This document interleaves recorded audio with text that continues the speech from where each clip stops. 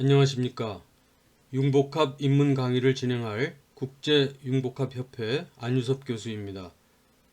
융복합 입문 강좌는 앞에서 강좌 소개에서 말씀드렸듯이 융복합이 무엇인지에 대해서 가장 기초적으로 알아야 될 내용에 대해서 설명하는 강좌입니다.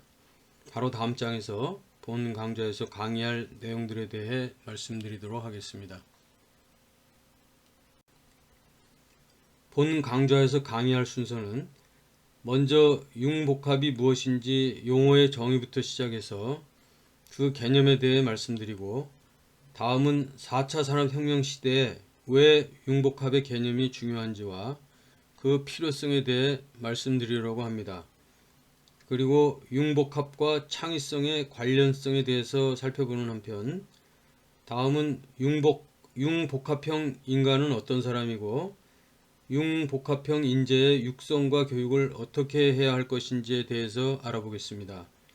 마지막으로 급변하는 세계 정세 속에서 앞으로 우리나라가 선도하기 위해서 융복합 정책의 수립과 추진 방향 등에 대해서도 알아보도록 하겠습니다. 그럼 이제 융복합이란 무엇인지 그 의미와 융복합과 관련해서 몇 가지 개념들에 대해 말씀드리겠습니다. 지금 우리는 드디어 4차 산업혁명 시대를 맞이하고 있다고 합니다. 과거 3차에 걸친 산업혁명으로 인류의 삶은 그동안 급속도로 발전해 왔습니다. 인류의 전체 역사에 비하면 매우 짧은 기간으로 볼 수밖에 없는 불과 200년도 못 되는 기간 동안 많은 기계장치와 동력장치, 그리고 전기의 발명이 이루어졌고 20세기 후반에는 컴퓨터 등장으로 오늘날 인류가 지금과 같은 수준의 문명을 누리게 된 것입니다. 그런데 이제 4차 산업혁명 시대에 돌입하게 되고 또 다른 놀라운 기술혁명이 이루어짐으로써 인류 앞에 놀라운 새로운 세계가 펼쳐질 것이라는 기대를 하게 되었습니다. 이러한 4차 산업의 핵심은 인공지능과 융복합 개념입니다. AI, 곧 인공지능의 발달로 무한의 기술 혁신이 이루어질 뿐만 아니라 혁신 기술 개발을 위해서는 기술과 학문 간의 융복합의 개념이 중요하게 부각되고 있습니다. 융복합은 기술과 학문의 많은 분야에서 서로를 연결할 수 있는 요소들을 찾아내서 상승 효과를 극대화하려는 개념이라고 할 수 있습니다. 융복합은 다른 말로 초연결이라고도 합니다. 기술과 학문 간의 단순한 연결이 아니라 다양한 기술과 다양한 지식의 융합적 연결이기 때문입니다. 이러한 융복합이 중요한 것은 인류의 삶이 갈수록 복잡다단해지고 있기 때문입니다. 현대는 인류가 당면한 문제들이 단순하게 해결하기 어려운 복잡성을 띄어가고 있습니다. 많은 문제들을 해결하기 위해서는 단편적인 지식으로는 해결하기 어렵고 융복합적인 사고를 통해서 여러 분야의 다양한 지식을 사용함으로써 보다 효율적으로 해결해야 되는 것입니다. 그럼 이제 융복합이라는 용어의 뜻에 대해 좀 더 자세히 알아보겠습니다. 융복합을 영어로는 컨버전스라고 하는데, 이 말은 1962년경에 커에 의해서 처음 사용된 말입니다.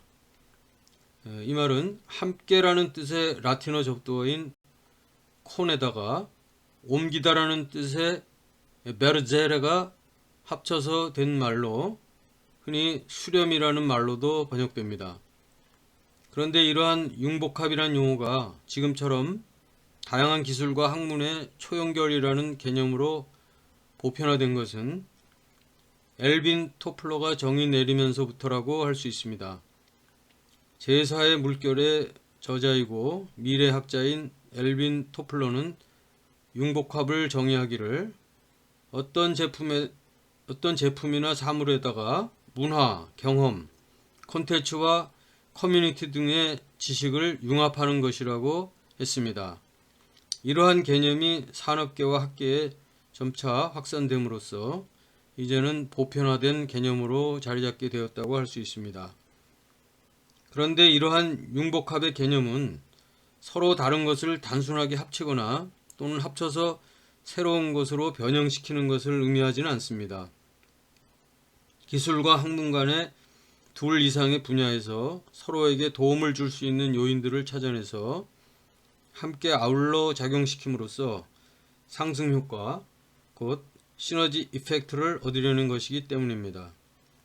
따라서 융복합이란 상이한 산업 사회의 구조가 연결점을 찾아내서 융복합을 이루어감으로써 점차적으로 서로 비슷하게 되어가는 과정에 의해서 얻어지는 상승 효과라고 말할 수 있습니다.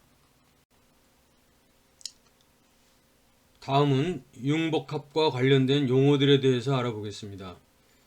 우리가 4차 산업혁명 시대에 들어왔다고 하지만 사실은 아직까지도 4차 산업혁명이나 융복합에 대한 명확한 정의를 내리지 못하고 있고 각각의 개념들 또한 완전히 정립되지는 못한 상태라고 말할 수 있습니다.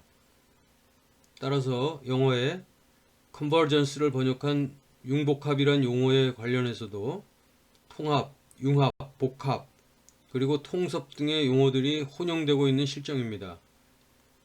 그러한 용어들을 하나씩 살펴보겠습니다. 먼저 통합은 인티그레이션을 번역한 말인데 하나로 만들기 또는 전체로 완성하기라는 의미이고 사전적 정의로는 둘 이상의 조직이나 기구 따위를 하나로 합치는 일을 말합니다. 통합이란 용어는 프랑스 사회학자인 에밀 듀르갱의 사회학에서 핵심적인 개념으로 나타나고 있습니다. 듀르갱은 통합을 개인이 규범, 가치, 신념 등을 공유함으로써 사회 집단이나 집합체에 대한 소속감을 경험하게 되는 정도를 말하는 것으로 정의합니다. 그는 초기 연구에서 통합을 자살률의 변화를 설명하는 데 두 가지 주요한 변수 중의 하나로 사용했습니다. 한편 최근 심리 상담에서는 통합치료, 인티그레이션 테라피의 개념이 중요하게 부각되고 있는데 두 가지 이상의 심리치료, 즉 인지치료와 행동치료, 인본주의와 인지적 접근, 정신분석과 인지적 접근 등을 사용해서 내담자에게 도움을 주고자 하는 시도 또는 심리치료와 상담 기술 간의 통합을 말합니다. 다음 통섭은 영어로 컨실리언스라고 하는데 서로 다른 것을 한데 묶어 새로운 것을 잡는다는 뜻입니다. 통섭은 일반적으로 인문 사회과학과 자연과학을 통합해 새로운 것을 만들어내는 지식의 융합을 일컫는 말로 흔히 사용됩니다. 이는 분과 학문끼리의 융합, 곧 학제 간의 연구를 의미하는데 기술의 융합이 무엇인가를 만들어내기 위한 현상적인 방법이라고 한다면 지식의 융합은 그것을 위한 학문적 기반을 만드는 것이라고 할 수 있습니다. 예를 들어서 과학기술에 대한 인문 사회과학적 접근을 하는 과학기술학, 과학철학, 과학사회학, IT 기술을 이용해서 인문 지식과 아이디어를 구현하는 소프트웨어 제작, 디지털 미디어, 문화 콘텐츠, 문화과학, 디지털 매체 예술 등의 분야가 있다고 볼 수 있습니다. 다음 융합은 퓨전을 번역한 말입니다. 이 말은 사전적 정의로 보면 서로 다른 종류의 것이 녹아서 서로 구별이 없게 하나로 합쳐지거나 그렇게 만드는 일이라고 되어 있습니다. 융합 현상은 방송과 통신을 예로 들면 네트워크의 융합, 서비스의 융합, 기업의 융합 등에서 볼 수 있습니다. 망의 융합을 통해 경쟁으로 인한 과투자와 비용을 절감하고 자원을 공유하여 경쟁력을 높일 수 있습니다. 또 서비스의 융합으로 다양한 서비스 제공이 가능해지고 방송사업자와 통신사업자가 연합이나 합병을 통해서 다른 분야로 진출하여 외연을 확대할 수 있습니다. 마지막으로 복합은 영어로 컴파운드인데 두 가지 이상을 하나로 합친다는 뜻입니다. 융합이 물리화학적으로 분리가 불가능한 상태로 합쳐지는 데 비해서 복합은 분리 가능한 상태로 합쳐지는 것을 말합니다. 예를 들어서 인쇄 복합기는 인쇄기에다 복사와 스캔 기능 등을 더해서 만들어짐으로써 복합기라고 부르는 반면에 스마트폰은 여러 기능이 서로 분리할 수 없도록 연결되어 있어서 이것은 복합이 아니라 융합기라고 말할 수 있겠습니다.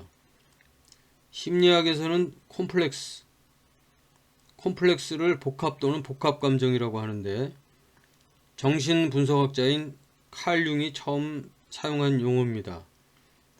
이 말은 서로 관련된 몇 개의 관념들이 정서적으로 강력히 결합돼서 무의식화된 것을 뜻하는 말입니다. 이상에서 보면 통합, 통섭, 융합, 복합 등의 용어들이 혼재되어 사용되고 있는 것을 알 수 있는데 각 용어들은 나름대로 독자적인 의미를 가지면서도 어느 정도 융복합과 비슷한 개념으로 사용되고 있음을 알 수 있습니다. 그럼 이제 융복합이 왜 필요한지를 좀 더 구체적으로 알아보겠습니다. 최근에 융복합이 중요한 개념으로 떠오르게 된 것은 20세기까지가 분할된 전문 지식의 시대였다면 21세기는 통합된 거대 지식의 시대라고 할 수 있기 때문입니다. 그동안 1, 2, 3차 산업혁명 시대를 거치면서 인문학과 과학기술이 서로 상관이 없는 것으로 여기면서 수백 년간 각기 독자적으로 발전해 왔다고 할 수 있습니다. 그동안 기술과 학문이 세분화되고 정밀화되면서 지속적인 분화가 이루어지고 능률과 생산성이 상당히 높아진 것은 사실입니다. 그러나 학문과 기술들은 각각의 분야에서 한 가지 관점에만 빠지다 보니까 점차 아이디어가 고갈되고 변화에 둔감해져서 새로운 기대에 부응하기가 어려워지게 되고 말았다고 할 수 있습니다. 또한 기술 발전과 문화 향상 측면에서 볼 때 기계 및 기술과 과학의 개입의 비중이 높아지는 반면 인간의 직접적인 활동이 제약됨에 따라서 인간성의 소외와 비인격화의 위험도 상존하게 된 것입니다. 따라서 융복합은 과거 산업혁명 시대의 이러한 약점들을 극복하기 위해서 인간 중심의 마인드를 회복하는 것이 급선무입니다. 다음은 융복합의 과제에 대해 말씀드리겠습니다. 오늘날 융복합적인 사고를 통해 인문학과 과학, 기술이 만나면서 인간의 삶의 질이 획기적으로 향상되고 있음은 주지의 사실입니다. 그러나 4차 산업혁명 시대에 돌입해서 첨단 기술이 인력을 대체함으로써 많은 사람이 일자리를 잃게 될까봐 걱정하는 것도 사실입니다. 기술이 인력을 대체하여 인간을 이롭게 하는 것은 좋지만 인간을 소외시키거나 인간에게 불행을 준다면 아무 소용이 없게 되는 것입니다. 이러한 인간 소외 현상은 융복합 개념에 맞지 않습니다. 인공지능이 아무리 발달하더라도 인간을 이롭게 하지 못한다면 아무 쓸모가 없는 것이기 때문입니다. 따라서 융복합은 휴머니즘을 기반으로 홍익인간 정신 아래 전개되어야 합니다. 따라서 4차 산업혁명 시대에 있어서 융복합은 과거 산업혁명 시대의 이러한 약점들을 극복하기 위해서 인간 중심의 마인드를 가지고 인문, 과학, 기술의 많은 분야에서 서로를 연결할 수 있는 요소들을 찾아내서 상승 효과를 극대화하고자 하는 노력을 통해서 미래 시대의 인간성 회복을 목표로 추진되어야 합니다. 다음은 우리나라 융복합 현황에 대해 알아보겠습니다. 최근 들어 우리나라에서도 융복합 개념이 학계와 산업계에서 소개돼서 점차 확산되고는 있지만 미국 등 선진국들의 발빠른 행보에 비하면 아직까지 많이 뒤처져 있는 상태라고 할 수 있습니다. 아직까지는 융복합과 관련해서 학자들의 논문이나 연구도 빈약한 실정이고 4차 산업혁명 시대를 맞이해서 국가적으로 추진해야 할 융복합 관련 과제들이 많이 있는데도 전반적인 인식이 부족한 편이고 국가 정책에 반영되고 있지 못한 그런 실정입니다. 그에 따라서 융복합과 관련해서 행정이나 지원 활동도 제대로 뒷받침되지 못한다고 할 수 있습니다. 미국은 2001년도에 벌써 인문과 기술의 융복합에 대한 6대 융복합 기술을 선정해서 국가적으로 추진해온 지 오래됐습니다.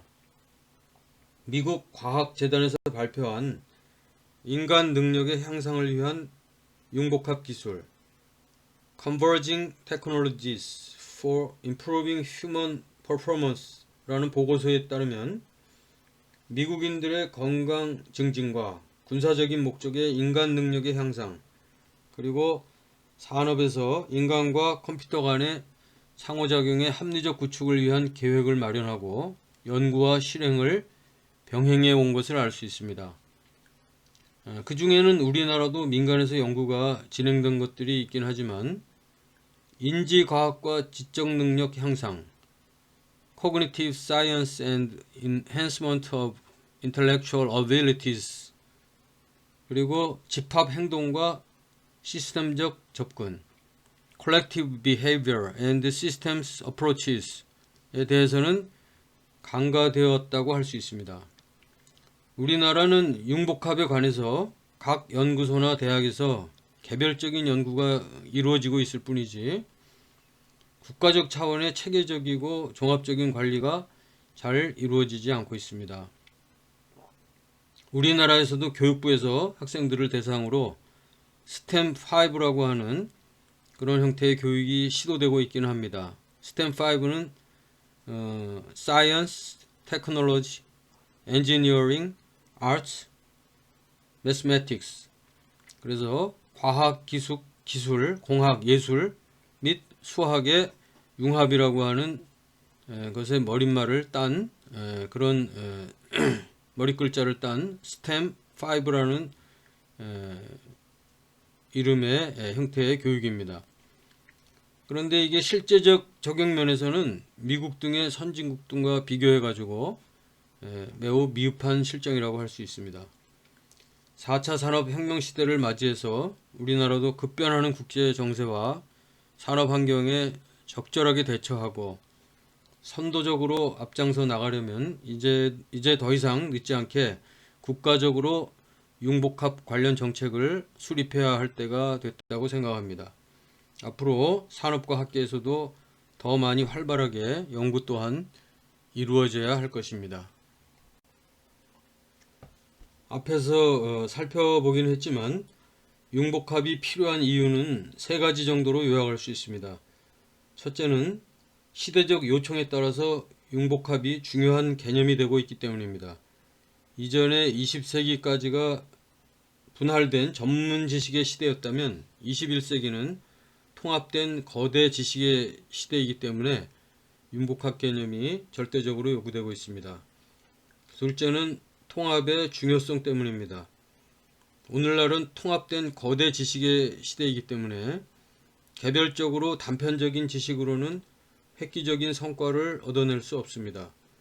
따라서 인문학과 과학, 기술의 많은 분야가 융복합을 통해서 만나서 서로를 연결할 수 있는 요소들을 찾아내서 상승 효과를 극대화함으로써 인간의 삶의 질을 획기적으로 개선하는 데 기여할 수 있다고 볼 수 있습니다. 셋째는 국가 경쟁력에서 뒤처지지 않기 위해서도 융복합이 절실한 필요성이 절실하다고 하겠습니다.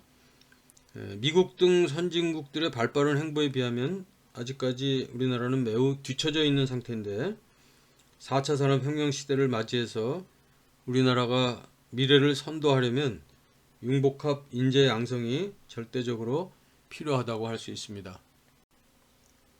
다음은 융복합과 창의성에 대해 말씀드리겠습니다. 융복합은 창의성과 밀접한 관련이 있습니다. 즉 서로 상보 관계라고 할 수 있는 것입니다. 융복합은 둘 이상의 것을 합해서 단순히 새로운 것을 만들어내는 것이 아니라 과거에 보지 못했던 효용성이 뛰어난 새로운 것을 창출하는 것이 중요하기 때문입니다. 그래서 융복합은 창의성을 바탕으로 이루어져야 됩니다. 창의성, 크리에이티비티는 사전적 정의로는 새로운 것을 생각해내는 특성입니다. 이 말은 전통적인 사고방식에서 벗어나서 새로운 유형으로 사고하거나 새로운 관계를 지각하는 일과 비일상적인 아이디어를 산출하는 능력이라고 할 수 있습니다. 이러한 창의성의 개념을 학문적으로 표현하자면 수렴적 사고와 확산적 사고를 포함한 다양한 지적인 능력을 비롯해서 자신이 가진 인성과 지식, 경험, 환경 등을 잘 활용하고 사고하는 모든 사고 유형이 총체적으로 결합되어 나타나는 가장 고차원적인 사고 능력이라고 할 수 있습니다. 또한 창의성이란 한 개인이 단번에 어떤 기발한 아이디어를 내는 것만을 뜻하지는 않습니다. 4차 산업혁명 시대에는 더욱 많은 사람들의 네트워킹과 협력을 통해 창의성을 발휘할 수 있으므로 여러 사람들이 모여서 다양한 문제들을 창의적으로 해결해 나갈 수 있음을 유의해야 합니다. 미국의 교육심리학자 토렌스는 창의성이란 주어진 문제를 인식하고 그것을 해결하기 위한 방법을 생각해내고 가설을 세우고 검증하며 발견해낸 결과를 표현하는 과정이라고 설명했습니다.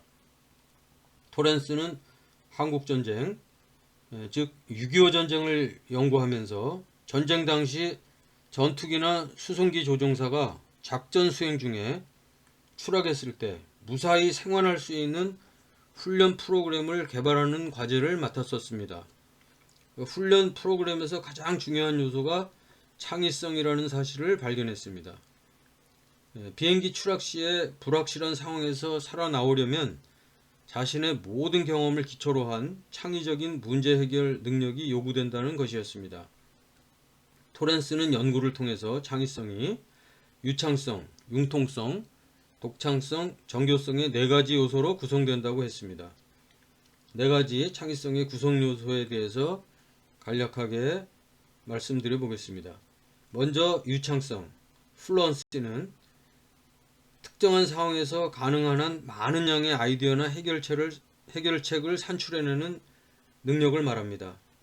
이는 창의적 사고의 과정에서 비교적 초기 단계에서 많이 요구되는 기능입니다. 다음 융통성, flexibility는 고정적인 관점, 시각, 사고방식 자체의 틀을 깨고 폭넓고 다양하게 접근함으로써 다양한 범주의 아이디어를 산출하는 능력을 말합니다. 다음 독창성, originality는 기존의 사고에서 탈피해서 자신만의 독특한 아이디어를 산출하는 능력입니다. 마지막 정교성, elaboration은 다듬어지지 않은 기존의 아이디어들보다 세련되고 치밀한 것으로 발전시키는 깊이 있는 사고 능력을 말합니다. 토렌스가 말한 이러한 창의적인 사고는 곧 융복합적 사고와 일맥상통한다고 할 수 있습니다. 창의적인 사람들은 융복합적 사고를 하기 때문입니다. 창의적인 사람들은 세상과 현상들을 단순하게 보지 않고 다양한 관점으로 바라보면서 무엇인가 연구하고 창의성을 발휘해서 새로운 것들을 창출해 나갑니다.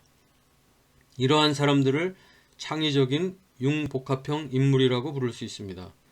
4차 산업혁명 시대에 필요한 것은 이러한 창의적인 사고를 가진 인물들이 많이 배출되어야 함은 물론입니다.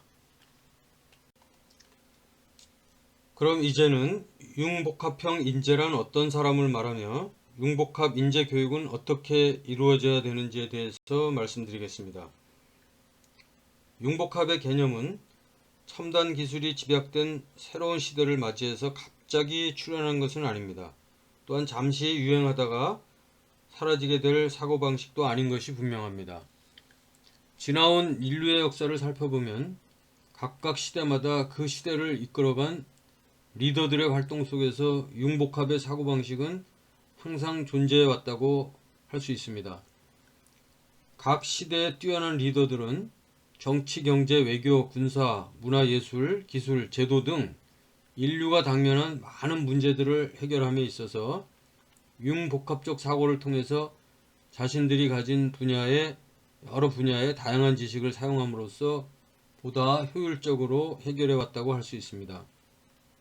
그들은 편협된 사고로 인간과 세상을 보지 않고 서로 다른 것들을 통합하고 창의적으로 생산하는 융복합적 사고를 통해 활동을 함으로써 당시대 사람들에게 유익을 끼칠 뿐만 아니라 나아가서 인류 역사와 문명 발전에 공헌하였다고 할 수 있습니다.